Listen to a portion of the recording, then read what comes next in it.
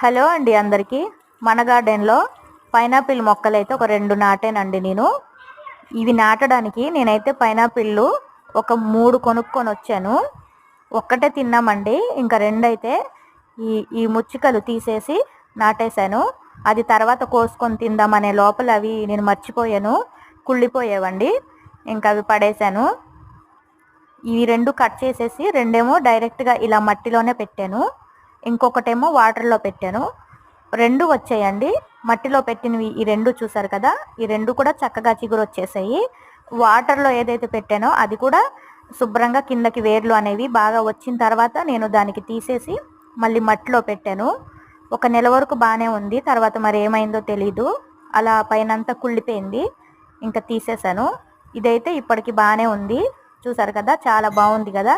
కొద్దిగా పెద్ద పాట్లో పెడితే సరిపోయేదేమో, ఇది కొంచెం చిన్నగా అయిపోయినట్టు అనిపిస్తుంది.